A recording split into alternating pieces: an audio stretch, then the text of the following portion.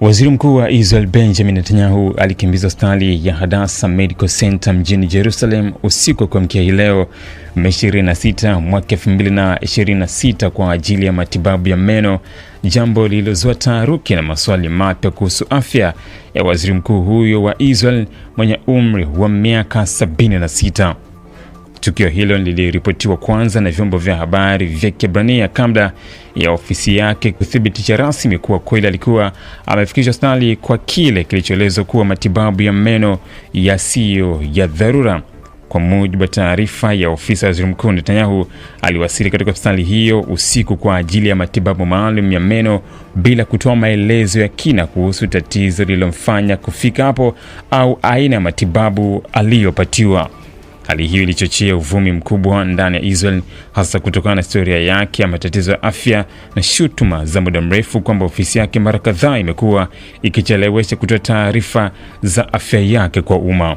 Baada ya saa kadhaa hospitalini, ofisi ya Netanyahu ilitangaza kwa waziri mkuu huyo aliondoka salama katika hospitali ya Hadassah El Karem baada ya kukamilisha matibabu hayo ya meno. Hata hivyo, tukio hilo limezidisha mjadala kuhusu hali yake ya kiafya, wakati Israel ikiwa katika kipindi nyeti cha kisiasa, kidiplomasia na kiusalama.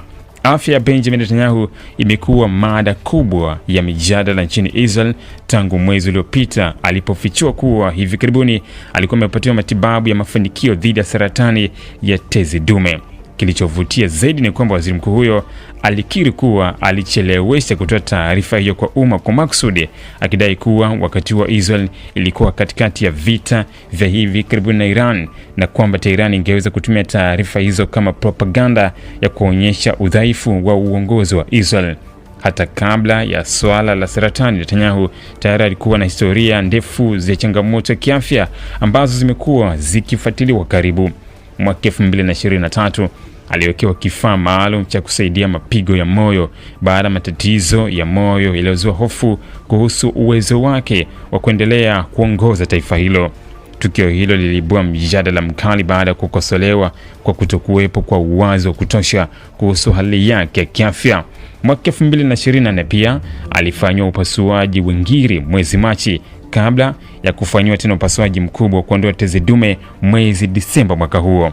Kila tukio la kiafya limekuwa likizua maswali mapya kuhusu hali yake ya mwili, hasa kutokana na umri wake mkubwa na mzigo wa majukumu ya kuongoza Israel katika mazingira ya migogoro ya kikanda na changamoto za usalama. Matatizo haya ya afya yamekuwa yakikutana na ukosoaji mkubwa kutoka kwa wapinzani wake wa kisiasa pamoja na baadhi ya wananchi wa Israel wanadai kuwa umma una haki ya kujua hali halisi ya afya ya waziri mkuu kwa sababu inaweza kuathiri maamuzi ya taifa. Wakosoaji wake wamekuwa wakisema kuwa mara nyingi taarifa muhimu hutolewa baada ya shinikizo la vyombo vya habari au baada ya uvumi kuenea, jambo ambalo linachochea mashaka zaidi.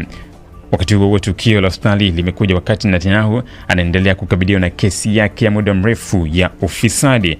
Ofisi yake imesema kuwa atalazimika kuondoka mapema katika usikilizaji wa kesi hiyo leo kutokana na majukumu ya kidiplomasia. Hata jana Jumatatu, kikao chake mahakamani kilikatishwa mapema kutokana na sababu zilizotajwa kuwa za usalama na diplomasia, jambo ambalo limeongeza mjadala kuhusu ucheleweshaji wa mwenendo wa kesi hiyo. Kwa sasa hakuna dalili rasmi kuwa safari ya hospitali ilikuwa ya hali mbaya au ya dharura kubwa ya kiafya. Serikali ya Israel imesisitiza kuwa alikuwa hospitalini kwa matibabu ya kawaida ya meno na tayari ameondoka, lakini kutokana na historia yake ya matibabu, umri wake na nafasi yake nyeti ya kisiasa, kila taarifa inayohusu afya ya Netanyahu inaendelea kuvuta uangalizi mkubwa ndani ya Israel na kimataifa.